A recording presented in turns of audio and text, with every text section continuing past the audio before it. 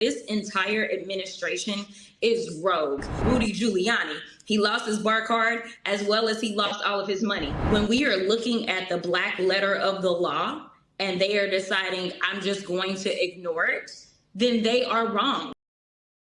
We've got a couple clips of Democratic star Jasmine Crockett sounding off on Pam Bondi after Tesla stock has taken a hit. There's literal riots and protests on Tesla due to Elon's overreach of the government and, a certain salute he did. So take a moment, hit the like button, and let's get into the video. I have never promoted violence whatsoever, yet I've also never made excuse for those violent actors such as the ones on January 6th. So Pam Bondi, if you have an issue with terrorism, maybe you should talk to your boss about locking back up those guys that he let out that participated in January 6th. That's exactly correct. This is one of the most corrupt acts of partisanship that we've ever seen, frankly, where they let out violent criminals on January 6th because they were politically on their side, despite some of them attacking cops, delaying the peaceful transfer of power, engaging in seditious conspiracy to literally hold hostages, take the House and the Senate, and overturn a free and fair election, while also successfully delaying the peaceful transfer of power for the first time in American history. But now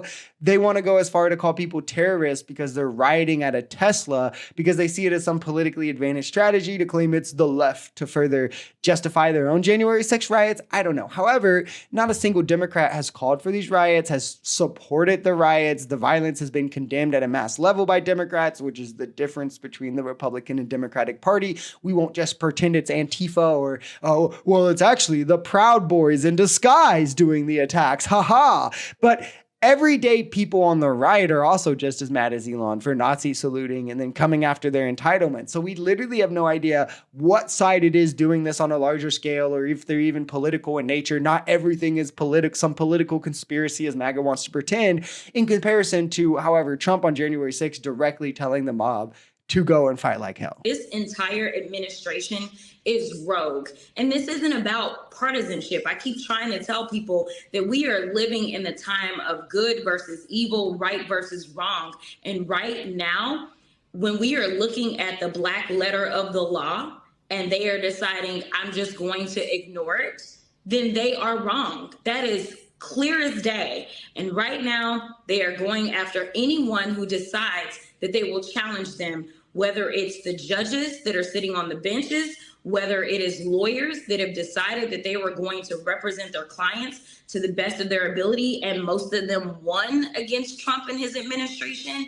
Basically, they are trying to get rid of all voices of dissent. And they're doing so at a systemic level while still masquerading as the party of free speech because, they let people say the N-word or harass women sexually. Tom Homan said they would look into prosecuting AOC for just informing immigrants of their rights. Trump is speaking about defying Biden pardons to go after the January 6th committee. They're mentioning impeaching judges for just ruling against him. Paul Weiss, I believe is the name, the private legal firm they've cracked down on just for representing clients against the Trump administration and securing victories.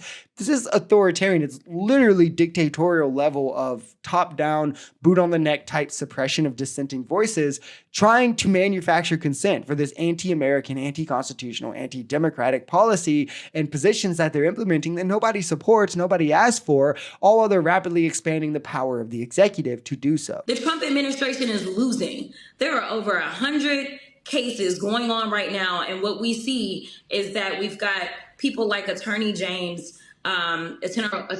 James in New York that is winning. So what did he do in retaliation? He decided that he wanted to strip her of her security clearance. Same thing with Alvin Bragg. Alvin Bragg was the one that was able to end up making this president a felon by having the audacity to go forward on these 34 felony cases that now he is convicted of.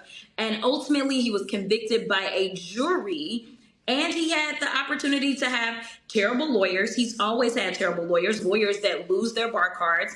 And just so that everybody knows, listen, you can go and Google Rudy Giuliani. He lost his bar card as well as he lost all of his money. Remember when the right said it's wrong to target your political opponents or target people for political reasons on completely made up claims that they could never prove or provide evidence for, where Trump was both indicted and convicted by a grand jury of Americans and a jury of Americans Republicans, but not Democrats. Yet they now use this fan fiction that they've entirely created that was disproven to justify them switching their moral position to being for Trump, using the DOJ to target Democrats. Because let me let you in on a little secret.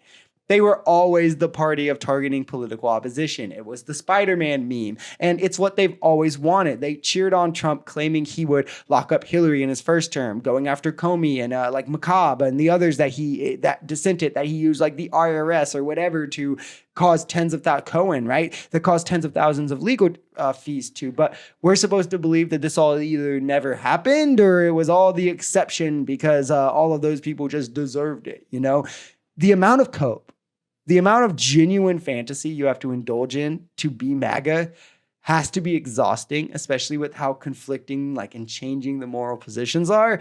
I couldn't imagine doing that on a day-to-day basis.